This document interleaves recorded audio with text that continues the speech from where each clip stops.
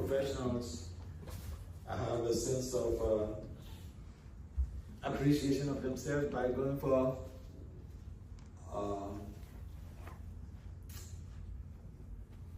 get-togethers, coming together, families, to take the families out for sightseeing, to the beach, because normally the weekdays are hectic and stressful too.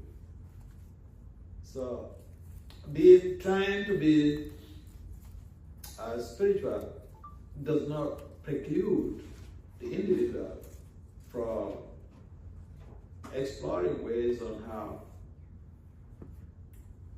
to spend their leisure time meaningfully. We may not engage in activities that will endanger our future in terms of not really properly having determined choices or not properly understanding our ultimate goal, and then we make some decisions that we regret afterwards. In most cases, we find also in the Bhagavad-gita, Arjuna has some confusion and he has to make a major decision in terms of either giving up his sense of responsibility or his duty as a fighter, or perform his duty and just leave the results to Krishna. Sometimes it's so difficult for us to be able to appreciate the fact that this conversation in the Bhagavad-gita between Lord Krishna and General Sima Arjuna, they do apply to us. Because sometimes we are at a crossroad in terms of what decisions to take. And we may have to do some consultations, and sometimes we just, on our own, we want to do the things, but we may not have the expertise in the field. And we could choose to be doing the things that we feel more comfortable in doing, but we may not be happy in the long run. So, Krishna consciousness is about bringing all of these facets of life, putting all facets of life on the table, and being able to evaluate and make proper decisions about our social life, our devotional life, our professional life, and our family life. If we undermine any of these facets of our lives, we could create a dismal consequence in our lives in the future. So take an example. If we minimize the very concept of regulation, or we minimize the concept of aligning with scriptural injunctions. Now keep in mind that even in the court of justice, they say the justices in the Supreme Court of Justice, they refer to the law books. And therefore, we as aspiring spiritualists, aspiring devotees, it is imperative for us to understand that we have to align with the scriptures, with the injunctions of the scriptures. Therefore, Lord Krishna mentions in the Bhagavad-gita 16:23, he said, Yaha Satsvadidi Osija. The one gives up the sastric injunctions and act based on the winds of the minds and the sensual modalities. That could be this now. And therefore, we always talk about checks and balances in terms of the scriptures and their the instructions of the sadhus, teachings of the sadhus, our Guru, Prabhupada, instructions in there. And if we take all of this straight together, we can create a balanced system where we will never be cheated by anybody who is involved or who has expertise in world geography. Because in most cases, you'll find that even those who profess to be spiritualists, and I see that a lot as I travel around the world, people have huge followerships, but they don't have any scriptures to use. They don't have any scriptures. I remember we were passing through a place in India, in Delhi, and there was this huge, magnificent temple. So I asked the devotees, who owns that temple? They mentioned some group, some new age group. And they're very popular, they have, huge followership. So I asked, what scriptures do they use? The devotee inquired from, he was laughing at me. I said, please answer my question. He said they don't really use any scripture. And so I thought abroad, so if they don't use any scripture, what is the basis of their teachings? He said they just hear from their guru. Just hear from their guru. So our movement, the International Society for Krishna Consciousness, is very much focused on scriptures. We emphasize we should read the scriptures. We should read Bhagavad books. Because one of the cheating industries in the world is religion. One of the major cheating industries in the world is religion. Yeah.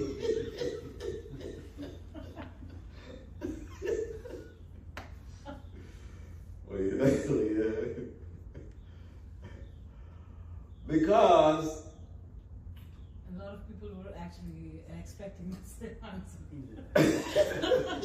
Short and brown. Because, the very terminology religion, it evokes a concept that we may call subjectivity. Someone comes to tell you some things about, God spoke to me yesterday, but he gave me this message. I am transformed. Like Kundalini is risen. So, we are searching for the absolute truth. We have to be careful. Because it's so easy to be driven to the brink of spiritual disaster when we don't understand that the culture of spirituality has to be based on 3 rails. Not just 2 rails. The train goes on 2 rails. The motor vehicles, they go on 2 rails. There perhaps many wheels. The tradition of spirituality goes on 3 rails. That's a little bit rare to find, right? There has to be a scripture. You have to make a reference to a scripture. And these days, even the people who profess to be religious people And I encountered this in India. I was in India for 3 years, 7 months. I came back just last year in December. And I saw a beautiful narration of a pastime of Krishna and Arjuna. I was really, intrigued.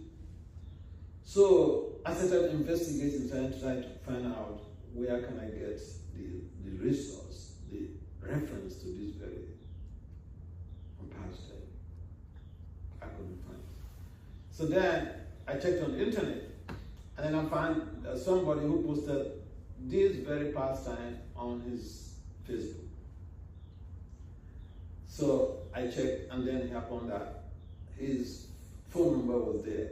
So I called him up. I said, see, I read these pastimes and I'm so intrigued. And unfortunately, I'm not just a believer, I'm a scholar.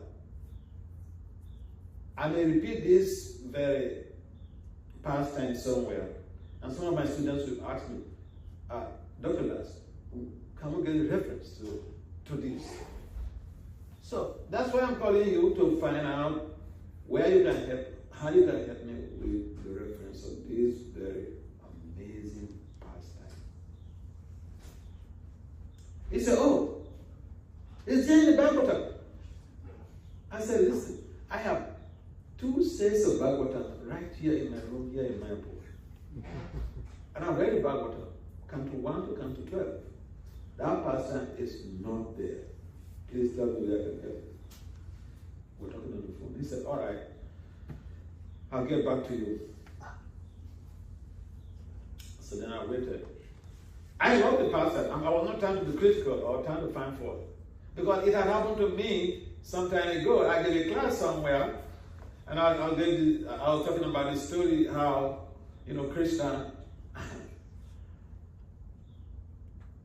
Krishna told the gopis when they have to go to meet, what's the name of this Muni who blessed Radharani with perfection in cooking. Right? Yeah, Durvasa Muni. Durvasa was on the other side of the Jamuna, and Krishna instructed that Radha should go get some blessings from Durvasa Muni. And so they asked him that. The gopis asked that, see, Durvasa is on the other side of the Jamuna. How are we going to get there? And so, Krishna said, oh, when you go to the bank of the Jamuna, just chant this mantra. And what is the mantra?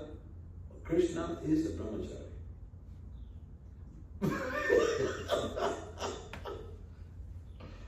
And even that instruction alone generated so much doubts in the minds of the gopis. Krishna is a brahmachari? What is he talking about? But they have faith in Krishna. They have trust in Krishna. So they went by the bank of the Jamuna and they chanted this mantra and the Jamuna opened. So they walked across. So I told this story in one country I went or narrating this pastime and giving the relevance to our everyday reality in terms of how Krishna can do anything and everything. We cannot do everything and anything. We have prescribed duties. And we have to follow prescribed instructions. We have to follow prescribed ways of eating.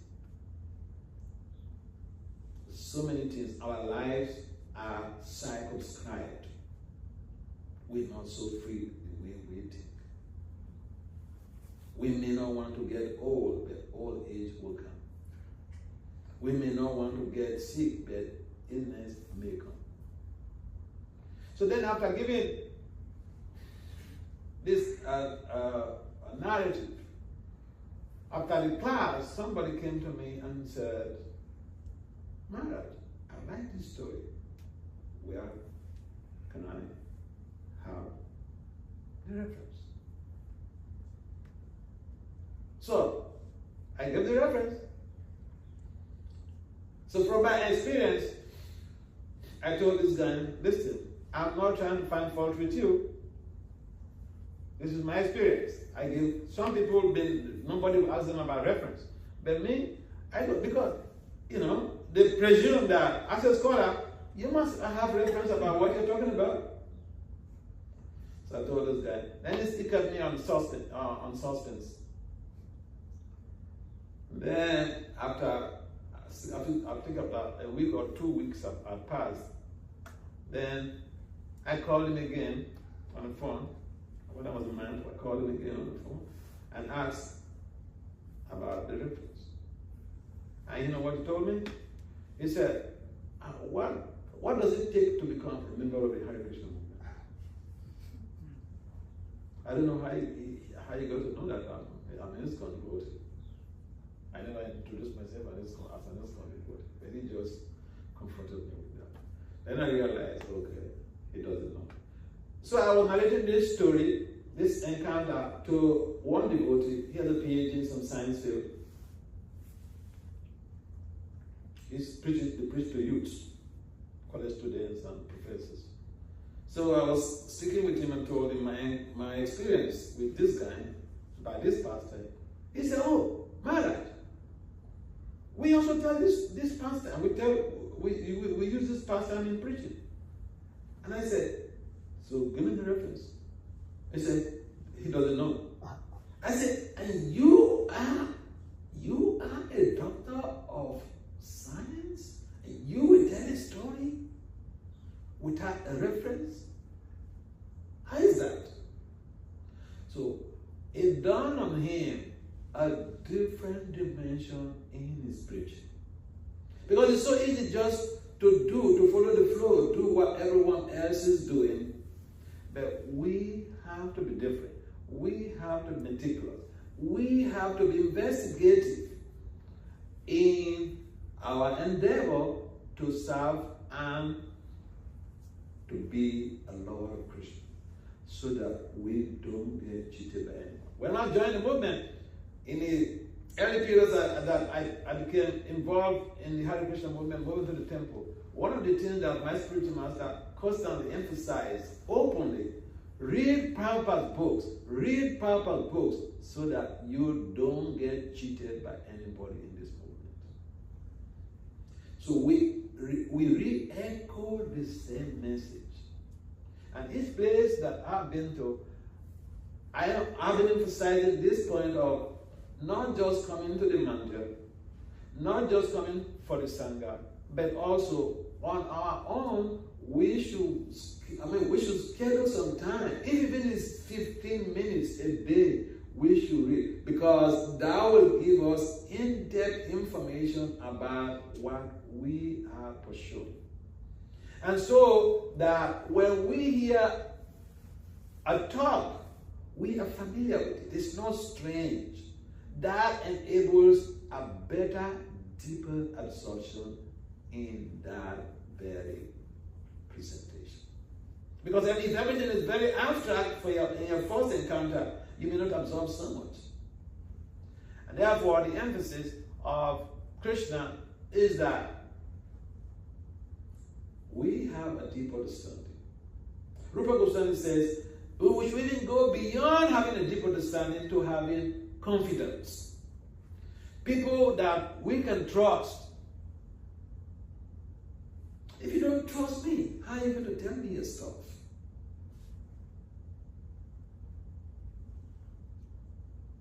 Rupa Goswami mentioned about we developing a mindset where we should be able to have somebody in our lives to divulge what is disturbing us, what is plaguing our lives, our devotional life, our professional life, whatever, our social life. We have to have somebody in our life. Spiritually, it does not mean that we are isolated and we live on our own walls.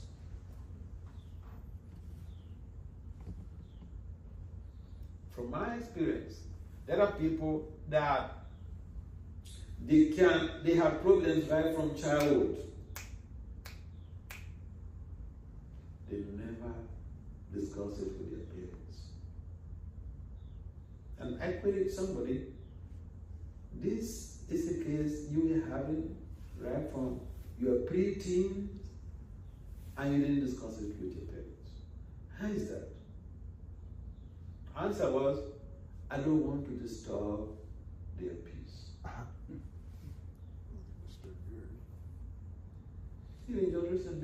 But the beauty is that he has now a confidence.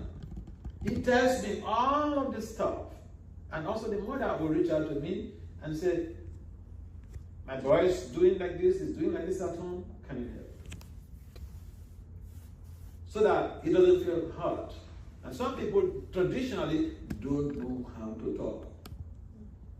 They talk something, it might be something with good intention, but then they don't know how to talk, and then it creates some type of problem. Therefore, a devotee of the Lord has to have expertise in communicating in a favorable way. It might be something bad, but expertise in communicating that very scenario to a person in a palatable way, in a way that they don't commit suicide.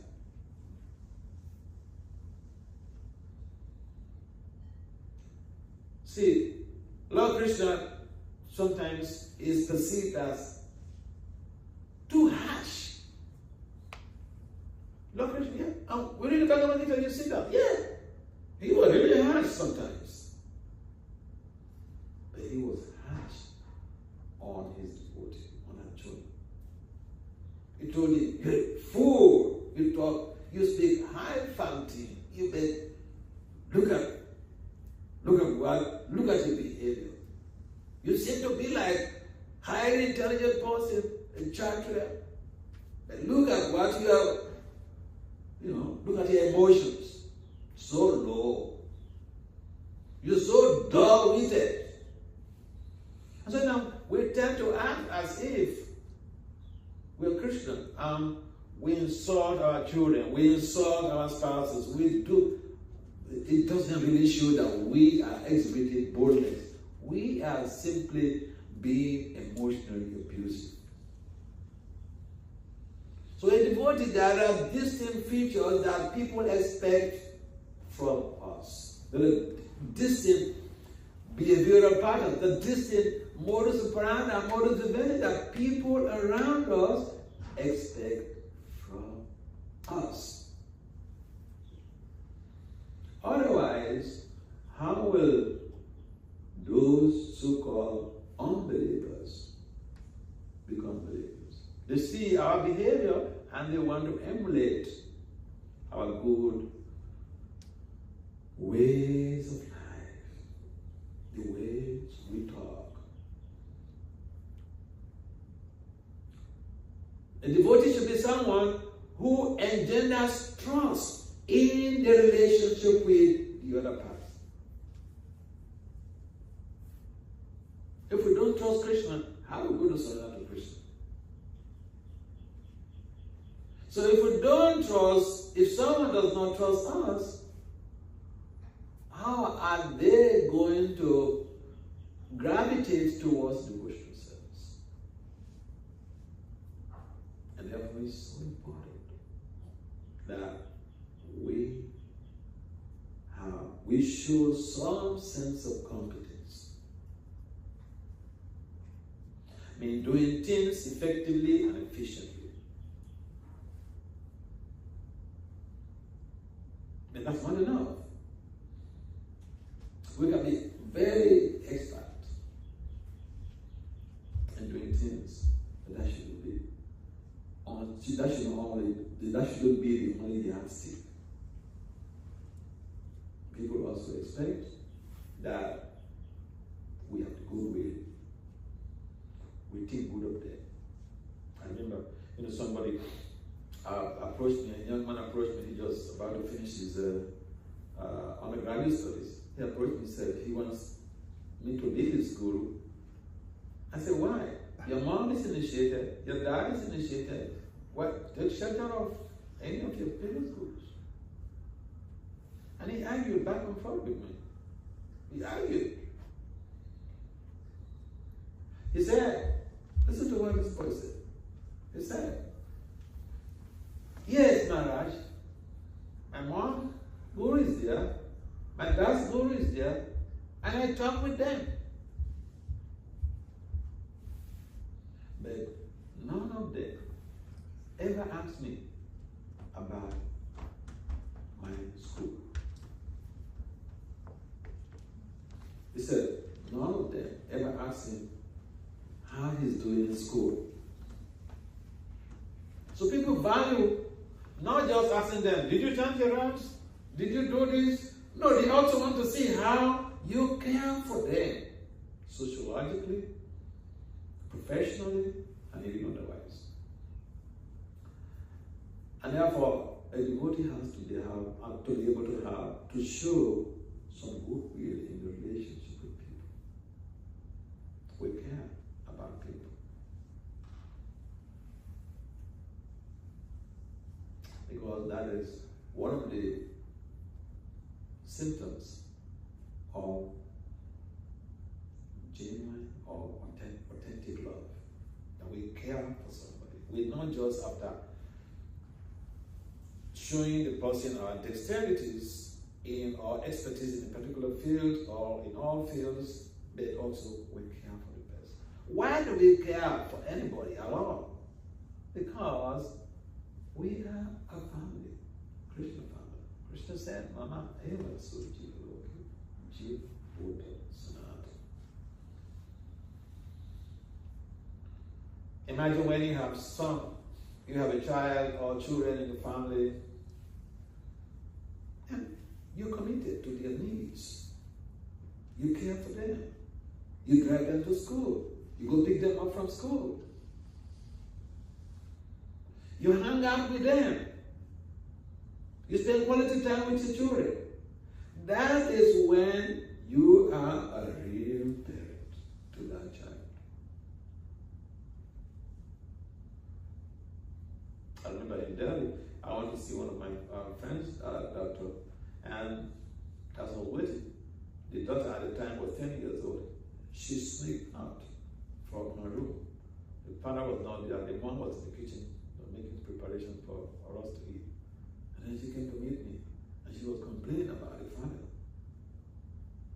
She said, Maharaj, your friend. I said, what? What happened? She said, your friend is not giving me time. Her father had a big hospital. He's a medical doctor. He said the father is not giving her time. Father is not playing with her.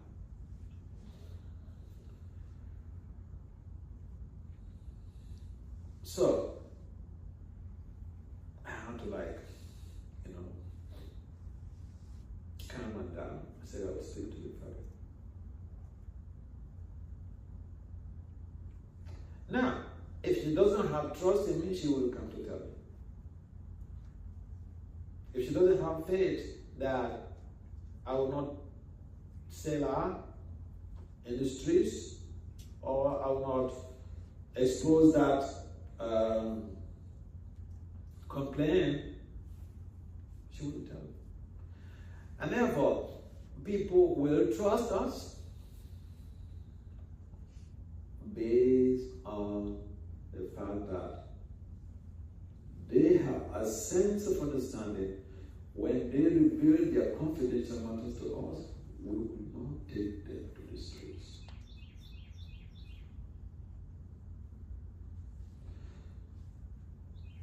As a family, we are a spiritual family. And therefore, we should learn to be supportive of each other. The support system is so important because at some point in time, somebody may feel weak in their devotional prosecution, in their devotional sermon. And someone that cares for you should be able to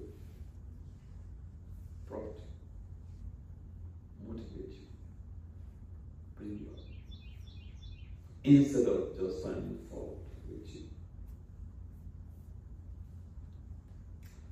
Therefore, the culture is such that we care for each other because of the Krishna fact.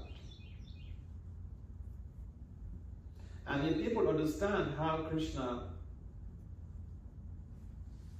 is the center of all humans, directly or indirectly, Krishna is the center of all human beings. Look, people are working so hard to bring peace in the world. But peace cannot be achieved devoid of Krishna consciousness. If we don't even have this common understanding that we are a family, if we don't have the common understanding that the only enjoyer is Krishna, that we are all Prakriti, it is very difficult to bring peace into this world.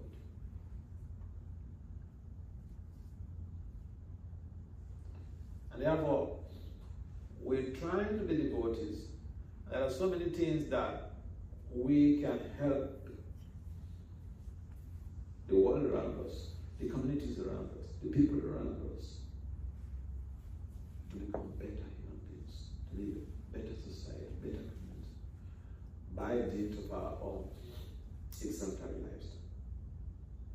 In most cases, in America, there is this common slogan, walk your talk. Walk your talk. That is the big thing in trust management. If you don't walk your talk, someone who is in a relationship with you, whether your spouse, your husband, your wife, your child, they will hardly trust you. And it's not a difficult thing for us because we understand the principle of requito epistemology. That if we do something, if we throw a ball to the wall will bounce back to us. If it is a ball that enhances greater insight and love, that we will imbibe. And therefore, this common saying that we really don't serve anyone, whatever we do, we actually do it to ourselves. It holds sway. It's so true. We do something to somebody, whether we spend money on the person or give them some gifts, or we do something good to somebody, we're not really doing anyone good. We are really helping ourselves. Because we throw the ball to the wall, and that ball bounces back to us. We get feedback. And therefore, it is difficult. It is not difficult for devotees to be appreciative of what people do and to help people, because they know they are not doing anything outside of Krishna consciousness. Everyone is part and parcel of Krishna. So if we help somebody, we are actually doing some service to the Supreme Personality of Godhead. And not to speak of serving the Lord directly in devotional service. That expedites a process of extrication from the shackles of samsara. We may say, well, I'm fine here. Like little kids I was mentioning yesterday, you may tell a little child that, oh, chant Hare Krishna so that you can get help from this material world. There's a lot of suffering here. Boy, there's a lot of suffering here. And he tells you, Dad, I'm not suffering, I'm fine here. Yeah, because they're getting 3 square meals every day, and every day you come back from work, you're bringing stuff to him or to her. Why would you tell him he's suffering for what? He has a big room to himself or to herself. So how would you tell him he's suffering? He's suffering, And so, the bottom line is that we need to develop very good relationships in our communities. If we profess to love Krishna, first it has to begin with the parts and parcels of Krishna. If we are trying to change the world, first we have to see how our inner circles favorably disposed to our modus operandi and modus vivendi. I think I mentioned this, I don't know whether it was yesterday. There was this young man who approached me in Delhi, and he wanted me to give him some advice about how to create a deep loving relationship in his family. So I gave him the formula, but he said he cannot execute, he cannot do that because he will be at a disadvantage. And what was the formula? I said, when you go back home to Pune, he's from Pune. So when you get back home to Pune, when your wife is happy, you are happy, sit her down and ask her, what are the things you're doing in this family that she thinks you should, change for better. And he said, Maharaja, if I ask my wife this, she'll bring the whole long list.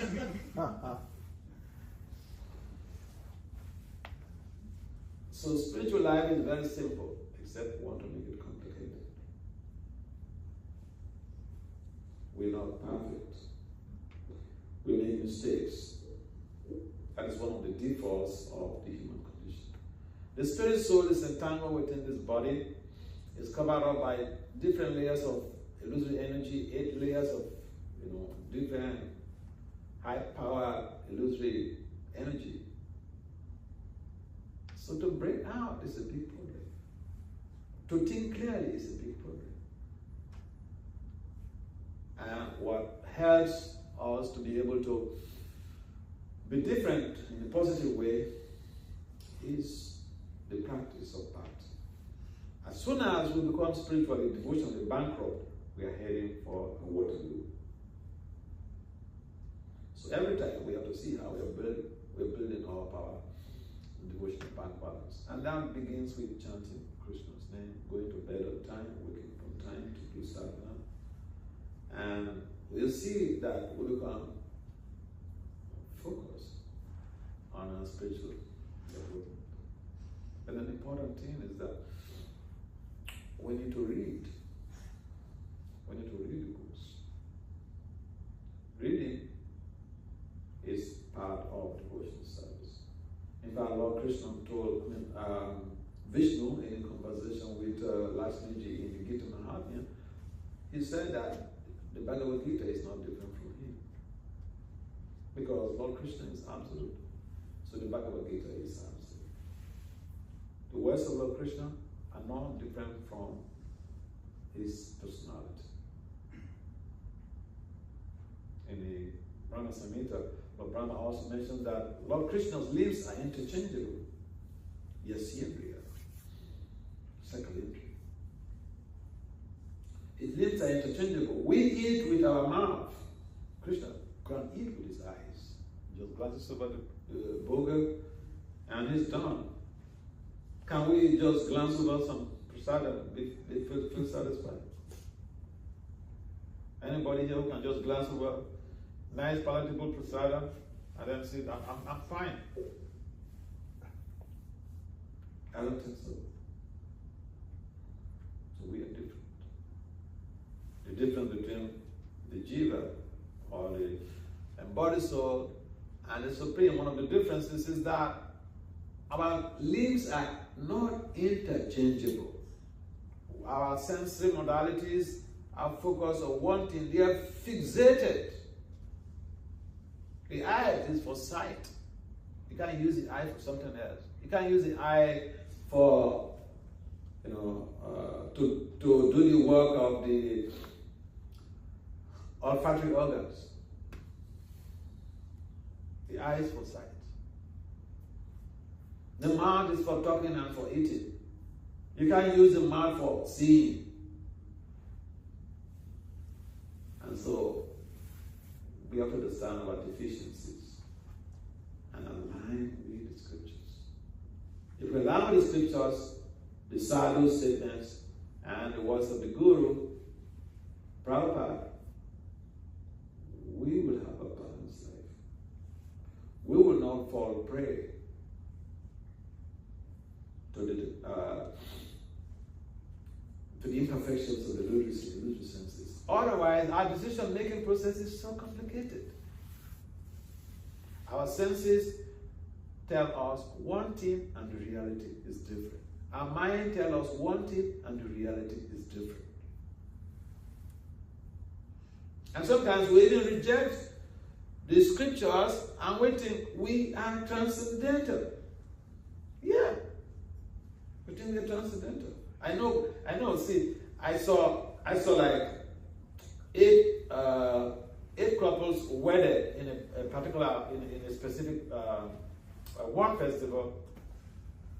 And after 10 years along the line, only 2 marriages are sustained. And you know why?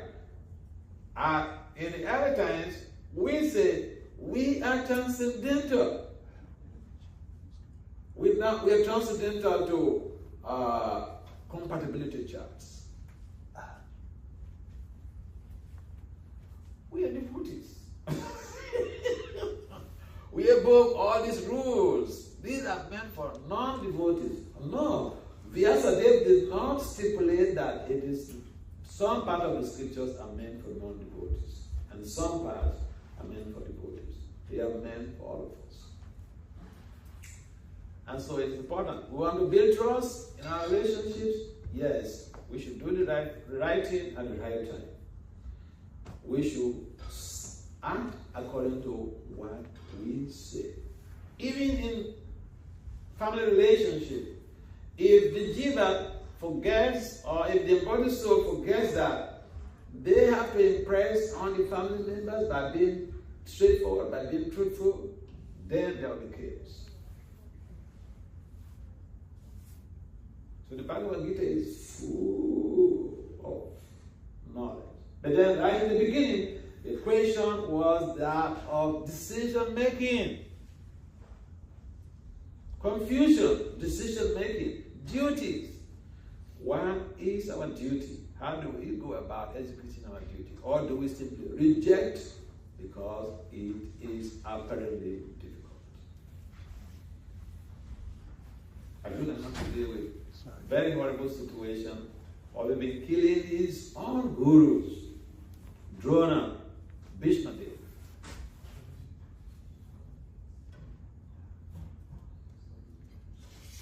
And so, we have to be focused on the goal, aligned with the scriptures. Yaha Sansabide Osje. Kapati Kamakarat. People reject the scriptures. They don't want to allow the scriptures because of what? Whimsiness. And so it is important for us to have a sense of belonging, but not be confused. It is important for us to become focused, and so we don't get derailed. And we can become focused by implementing the Guru, Sadhu, and Sastra in everyday reality. As a growing congregation here, we have a lot to do to attract many people to your fold. When people come, they want to see how we walk our talk. They will read the books and they will come and see how we are interacting with each other.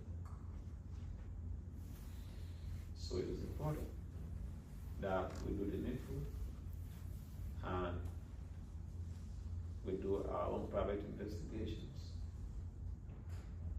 so that we can have the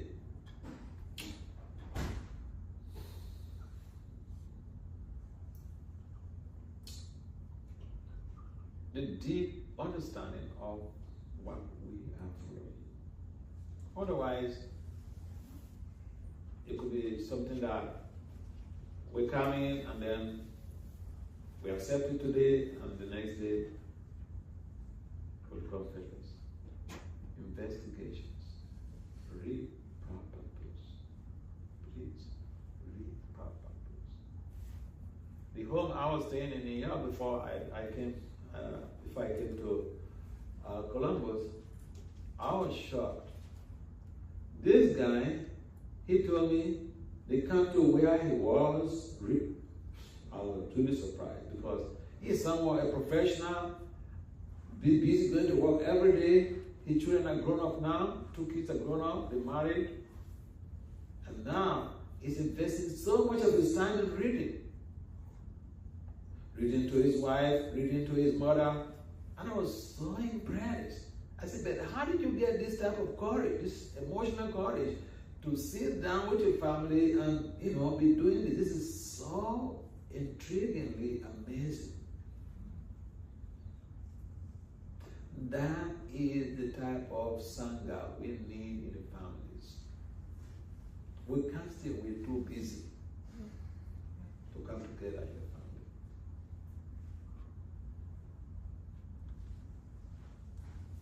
Because family life matters. Any comments or questions? As you're going through the discourse and telling different situations, different family members were coming to mind, my situation was coming to mind, my son's situation was coming to mind. So I think every family goes through this. So my father passed away a month before I was born. Wow. But my little brother was the hero. So, but expecting anything from him was out of question because we were 6 of us. So he had to run the show. My mother was widow. But then again, when we tell this to our kids that you are in a different country, different situation, but spirituality is so crucial, because mom definitely was sure that we all go through a spiritual journey. But with the kids, with my nephew, it's just so hard. So at what point really they get convinced and the journey becomes a big question. Yeah, but thank you for nice.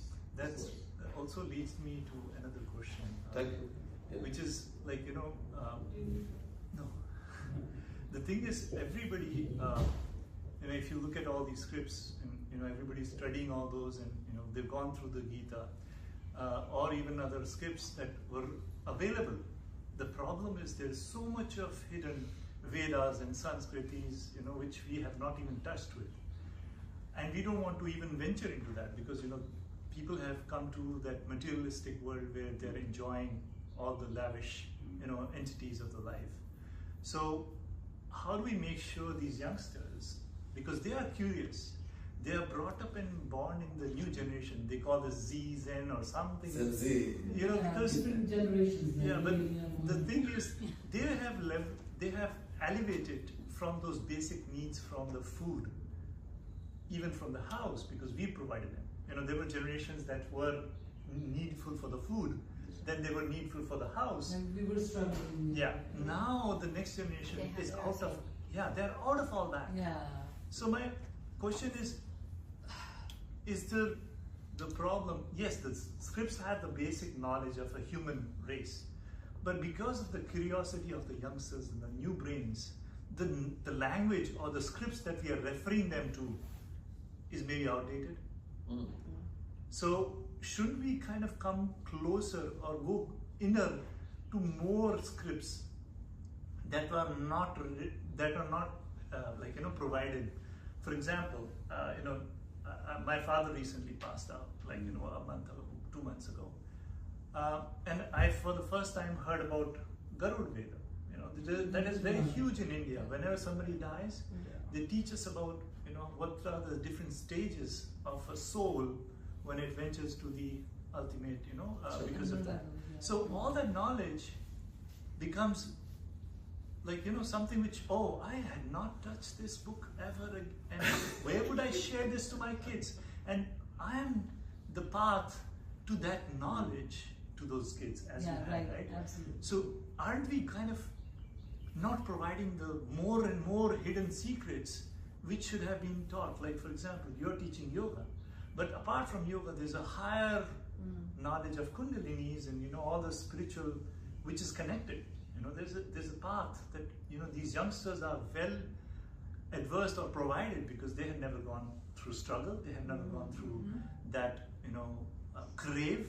They have not even had There's that. many difficulties. Yeah, difficulties. So aren't we kind of letting the spiritual world go lesser because we've not given them the knowledge which is very, very hard to get? And It's there are like, a lot of things like they are learning from outer so world. Yeah. so why can't we just find more of those topics and give them to be connected with the spiritual Sure. world?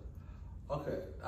Thank you very much. I appreciate your input, and I appreciate also your input. Yeah, this is a concern not only for you, a concern for the Gen Z, a concern for the millennial. Yes. Because a number of people who are of the silent generation, they're exposed to these ancient teachings. But then the millennial, the Gen Z, and the later generations. Gen Alpha. Alpha. Yeah. So a number of these people, I'll give you an example. I listen to what you say. And I'll give you an example. I have a mentee in India. She's now practicing ophthalmologist. So when she was finalizing from medical school, we were looking for a husband for her. And then I just teased her. I said, but any boy that you encounter for the marriage, are you thinking of checking the compatibility? She said, what is compatibility? She's a medical doctor, but she's just in her early 30s. Okay? So yeah, what you said is correct. A number of people, even for the sustainability of their social lives, it is important that they get exposed to this. So I remember recently I was at MIT for a presentation. And after the presentation, one of the attendees, she's a Caucasian, a graduate student, and she said, during question and answer, she raised like,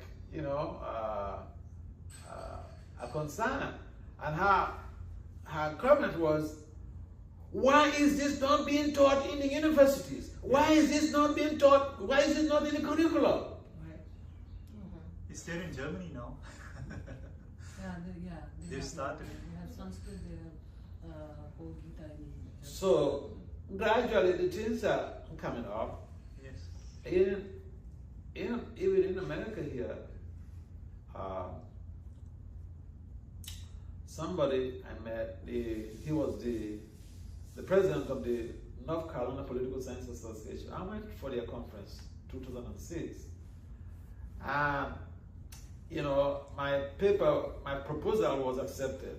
What traditionally happens in the academic conference is that you send your abstract or your proposal, and then a team of professors will have to review it and then vet it or reject it.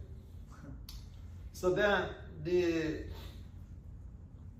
my proposal passed their litmus test. It was accepted for presentation. When I wrote back to them to say that I'm sorry, I'm not going to be able to come to the conference. I'm a priest. I don't have the money to come and pay for your big charges in the hotels. I don't have the money to come to pay for the registration. So I'm sorry, I will not be able to come for this conference. And then the president wrote back to me. He said, come. I'll pay for registration. I'll pay for your lodging. Come. So but then when I went there, I was going from Washington DC to North Carolina. I went by through these luxury buses, and he sent one young professor, one young PhD, at the park there to pick me up. We went straight to his house, and what was he telling me? He said when he was doing his undergraduate studies, a devotee came to their class to give a presentation. That was a long time ago, but it still had impression on him. So, my point is, the program that we are having for youth in the colleges and universities, in the Maryland area, the devotees have expanded so much that now they have festivals of India on campus. really huge. They started with all these Bhakti Yoga clubs and universities, and now they're having festivals of India on campus, where they teach people vegetarian cooking, vegetarian eating, Vedic philosophy, and these are fundamentally going on in America right now. In MIT and Harvard, also I was there. I mean, I was also at Harvard University in Boston, and they have all these clubs all over the place. So yeah, a number of people, a number of young people that are becoming exposed to these teachings through the implantations of the very clubs in the different universities. And so yes, for some people, for some youths, they are not exposed yet, and we have to expedite our actions in establishing Bhakti Yoga clubs in the universities. Once we are doing this, a number of these young people can be exposed to these Vedic teachings. And you see, if even one young person becomes transformed, they have a lot of friends. And so what we can do is, especially here, get Bhakti Yoga clubs established in every university in this state. And somebody, it does not require that person to be a shaved person. Any professional could be in charge of any of these Bhakti Yoga clubs. I remember the case, I had one young lady who finished her master's in IT, and I got her to establish Bhakti Yoga clubs in Michigan when she was still schooling. In the earlier time, in the beginning, she was very hesitant, saying, oh, Maharaja, I don't know how to preach and all this and blah, blah, blah. But then when she got into it, she would give it up. She got transferred to another city, and then, she went to the nearby university again to establish a Bhakti Yoga club. So we have to do something. Yeah, so another question And I is, want to say also something.